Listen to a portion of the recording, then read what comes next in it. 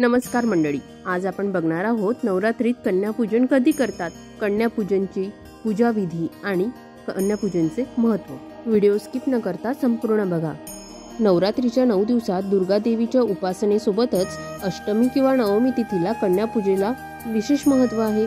या दिवशी 9 मुलींना भोजनासाठी आमंत्रित करून कन्यापूजन केले जाते। आता आपण जाणून घेऊया कन्यापूजन कधी आहे आणि पूजनाचा विधी कसा असतो। शारदीय नवरात्रीला सुरुवात झाली आहे। आज नवरात्रीचा 6वा दिवस आहे। या दिवशी कात्यायनी मातेची पूजा केली जाते। नवरात्रीची सुरुवात अश्विन महिन्याच्या प्रतिपदा तिथीपासून होते आणि नवमी तिथीला समाप्त होते। या वर्षी 3 ते 12 ऑक्टोबर पर्यंत नवरात्र उत्सव आहे। नवरात्रीत कन्यापूजनाला खास महत्त्व आहे, तर कन्यापूजा नवरात्रीच्या अष्टमी आणि नवमी तिथीला केली जाते। नवदुर्गाच्या पूजेबरोबरच नवरात्रीच्या 9 दिवसात कन्यापूजेलाही विशेष महत्त्व आहे। मुलींची पूजा केल्यावरच नवरात्रीची पूजा पूर्ण होते अशी धार्मिक धारणा आहे। यावर्षी महाअष्टमी आणि महानवमीचा क्षय झाला असून 11 ऑक्टोबर रोजीच अष्टमी आणि नवमी तिथीचा उपवास आहे, तर 12 ऑक्टोबरला नवरात्र स्थापना आणि दसरा साजरा करण्यात येईल। 11 ऑक्टोबरला कन्यापूजन करू शकता। कन्यापूजेसाठी 9 मुली बोलवायची परंपरा आहे। मुलींना दुर्गा मातेचा 9 रूपाचे प्रतीक मानले जाते। असे मानले जाते की जेव्हा विधीनुसार कन्यापूजन केली जाते तेव्हा देवी माता तिच्या भक्तांना विशेष आशीर्वाद देते, घरात सुख समृद्धी संपत्ती नांदते। नवरात्रीत कन्यापूजेची पद्धत आणि महत्त्व जाणून घेऊया। सर्वात प्रथम जाणून घेऊया कन्यापूजा करण्याची पद्धत। अष्टमी किंवा नवमी तिथीला कन्यापूजेसाठी मुलींना आमंत्रित करा। यानंतर अष्टमी किंवा नवमी तिथीला पूजेच्या वेळी कन्याची पूजा करण्याची संकल्पना करा। कन्या पूजेसाठी हरभरा, पुरी, हलवा, खीर इत्यादीचा प्रसाद तयार करून माता राणीला अर्पण करावा। घरात मुली आल्यावर सर्वप्रथम त्यांचे पाय स्वच्छ पाण्याने धुवावेत। यानंतर मुलींना आसनावर बसवून हलवा, पुरी आणि हरभऱ्याची भाजी असा केलेला संपूर्ण नैवेद्य खायला द्या। मुलींनी जेवण संपल्यानंतर त्यांना हात धुवून पुन्हा आसनावर बसायला लावा।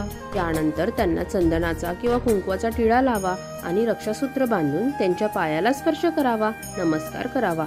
त्यांना क्षमतेनुसार फळे, वस्त्रे आणि दक्षिणा देऊन त्यांचा निरोप घ्या। आता बघूया कन्यापूजा का महत्त्वाची असते।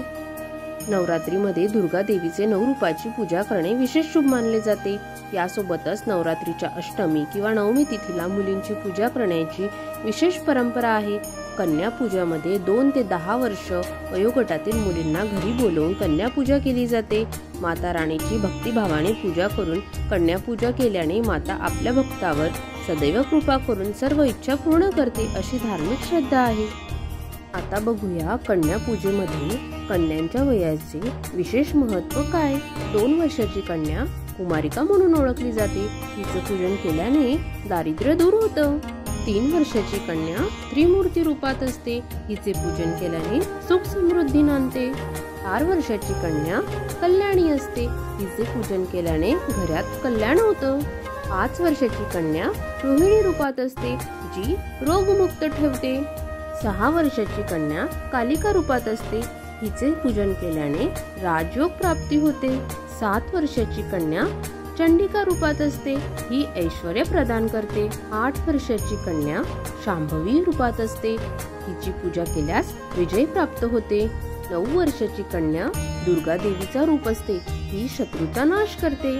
10 वर्षाची कन्या सुभद्रा रूपात असते, सुभद्रा आपल्या भक्तांच्या सर्व इच्छा पूर्ण करते।